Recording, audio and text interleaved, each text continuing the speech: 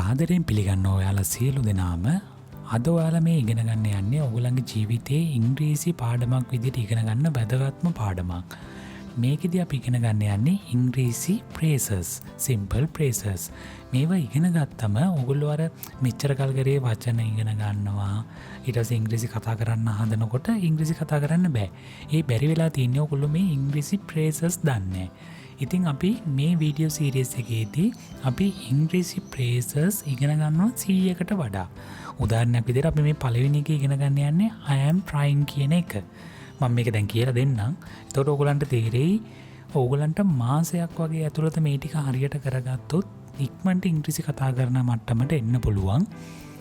අපි දැන් බලමු අද දවසේ පාඩම. ඔයගොල්ලෝ මේ channel එකට subscribe කරලා නැත්නම් දැම්ම කරන්න. මොකද අපි මේ වීඩියෝ හැමදාම අපි වීඩියෝ එකතු කරනවා. මේක ඔයගොල්ලන්ට ක්ලාස් එකකට ගියා වගේ හැමදාම අලුත් දෙයක් ඉගෙන ගන්න පුළුවන්. ඒ වගේම මගේ අනිත් වීඩියෝ සීරීස් එකේදී මම දැන් මේ ඉංග්‍රීසි කතා කරන්න අත්‍යවශ්‍යම verbs 10 වෙනම කතා කරන් යන ගම තමයි මේ sentences මෙහෙම කතා කරන් යන්නේ. විශේෂම දේ මේ කතා කරන සෑම දෙයක්ම ඔයගොල්ලන්ට PDF එකක් විදිහට download කරගන්න පුළුවන්. එතකොට ඔයගොල්ලන්ට මේක ෆෝන් එක හරි කම්පියුටර් එක හරි තියාගෙන නැවත බලන්න පුළුවන්. මොකද මේක එකපාරක් බැලුවම මදි. ආයෙ මතක් කරන්න ආයෙ මේක මේ PDF එක අරන් මතක් කරගන්න පුළුවන්. එතකොට ඔයගොල්ලන්ගේ ඔළුවට හොඳට යනවා. අපි දැන් බලමු මෙන්න මේ I am trying කියන phrases එක බලමු. I am trying. එතකොට මේකට verb එකක් එකතු කරලා තමයි අපි පාවිච්චි කරන්නේ. මේක අපි ඔළුවට දාගත්තම ඔයාට පුළුවන් මේ වගේ අදහස් ඉදිරිපත් කරන්න. මේකේ තේරුම තමයි මම උත්සාහ කරමින් සිටින්නෙමි කියන එක තමයි මේ I am trying කියලා අපි අදහස් කරන්නේ. හැබැයි මේක මෙහෙම කිව්වට තේරෙන්නේ නැති නිසා මම උදාහරණ 10ක් දාලා තියෙනවා. මේ බලන්න. I am trying to learn English. ඔයාලට දැන් කාට හරි කියන්න ඕන නම් මම ඉංග්‍රීසි ඉගෙන ගැනීමට උත්සාහ කරමින් ඉන්නේ කියලා කියන්න ඕන නම් ඔයගොල්ලෝ පාඩම් කරගෙන තියාගන්න මේක. I am trying. මේ තියෙන I am trying මම උත්සාහ කරමින් සිටින්නේ to learn English. මම ඉංග්‍රීසි ඉගෙන ගැනීමට උත්සාහ කරමින් සිටින්නේ මේ. උත්සාහ කරමින් ඉන්නේ. ඒ වගේ අදහසක් කියන්න ඕන නම් ඔයගොල්ලන්ට එතකොට මේක පාවිච්චි කරන්න පුළුවන්. I am trying to learn English. ඔන්නෝක තමයි මේකේ රහස. අපි එතකොට මෙන්න මේ වගේ phrases 100කට වඩා ඉගෙන ගන්න යන්නේ. ඉතින් ඕගොල්ලෝම කල්පනා කරලා බලන්න. ඕගොල්ලෝ verbs ටික වෙනම ඉගෙන ගන්නවා, nouns ටික වෙනම ඉගෙන ගන්නවා, මේ වගේ phrases ටික වෙනම ඉගෙන ගන්නවා. ඕගොල්ලෝ පොඩි කැපවීමක් දැම්මොත් ඕගොල්ලන්ට English මාර වේගෙන් හදා ගන්න පුළුවන්, මාර තැනකට එන්න පුළුවන්. හරි. අපි බලමු ඊළඟ වාක්‍යය. I am trying to wake up early. I am trying to කියන එක ඔයගොල්ලෝ දන්නවනේ. I am trying කියන්නේ මම උත්සාහ කරමින් සිටින්නේ to wake up early. මම කලින් අවදි වීමට උත්සාහ කරමින් සිටින්නෙමි. wake up early කියන්නේ කලින් අවදි වෙන්න. wake up කියන්නේ අවදි වෙනවා. early කියන්නේ කලින්. I am trying to wake up early. මම කලින් අවදි වීමට උත්සාහ කරමින් සිටින්නෙමි. හරි. අපි ඊළඟ එක බලමු. I am trying to cook dinner. මම රාත්‍රී ආහාරය පිළියෙල කිරීමට උත්සාහ කරමින් සිටින්නෙමි. I am trying. මම උත්සාහ කරමින් සිටින්නේ මොකටද? to cook dinner. dinner කියන්නේ රාත්‍රී ආහාරය, cook කියන්නේ උයනවා. මම රාත්‍රී ආහාරය පිළියෙල කිරීමට උත්සාහ කරමින් සිටින්නෙමි. හරි. දැන් අපි බලමු ඊළඟ උදාහරණය. I am trying to exercise daily. exercise ඔයගොල්ලෝ දන්නවනේ exercise කරන එක, ව්‍යායාම කරන එක. I am trying to කියන්නේ මම උත්සාහ කරමින් සිටිනවා කියන එක. මම දිනපතා කියන්නේ daily. මම දිනපතා ව්‍යායාම කිරීමට උත්සාහ කරමින් සිටින්නෙමි. ඊළඟට මේක බලන්න. දැන් මේකේ පොඩ්ඩක් බලන්න. මම මුදල් ඉතිරි කිරීමට උත්සාහ කරමින් සිටින්නෙමි. දැන් ඔයගොල්ලෝ හිතන්න. ඔයගොල්ලෝ I am trying කියන එකනේ පාවිච්චි කරන්නේ. මම උත්සාහ කරේ ඒක දන්නවා. දැන් ඔයගොල්ලෝ මේක නිකන් හිතන්න බලන්න. මම මුදල් ඉතිරි කිරීමට උත්සාහ කරමින් සිටින්නෙමි.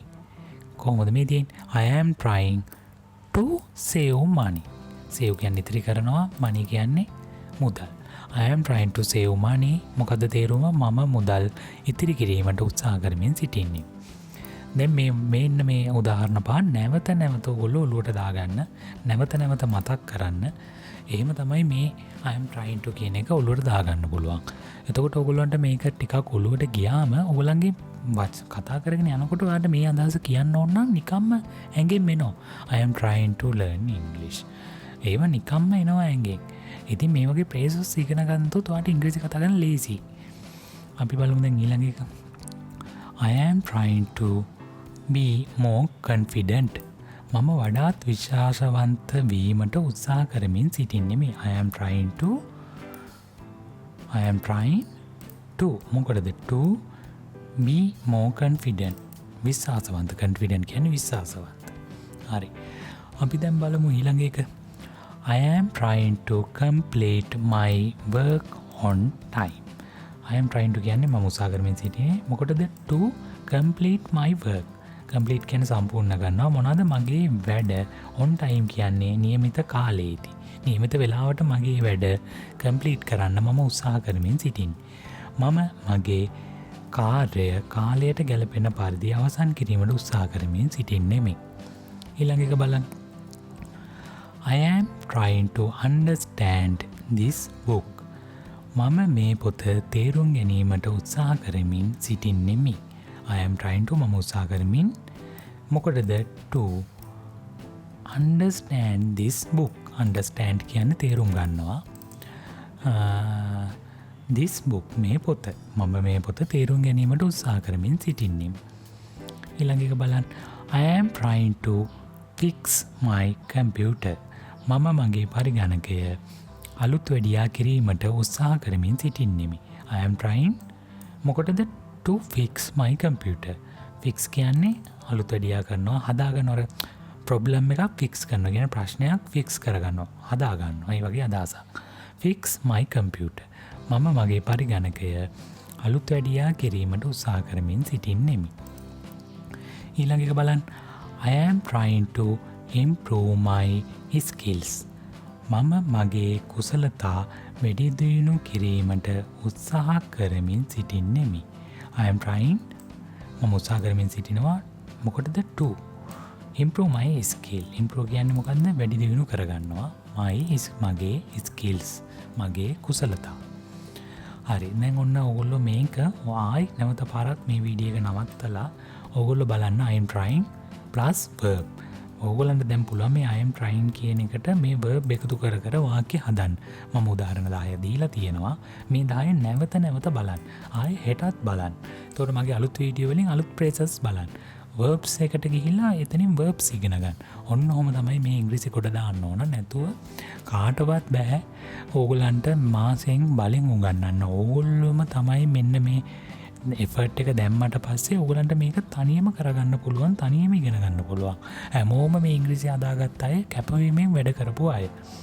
නැතුව කිසිම සර් කෙනෙක්ට බෑ ඔයාලට බලෙන් ඉංග්‍රීසි කතා කරන ගන්නට ගේන්න. හැබැයි සර්ලට පුළුවන්, ටීචර් කෙනෙක්ට පුළුවන් මේ ඔයගලන්ට පාත් එක පෙන්වන්න. මෙන්න මේ වගේ.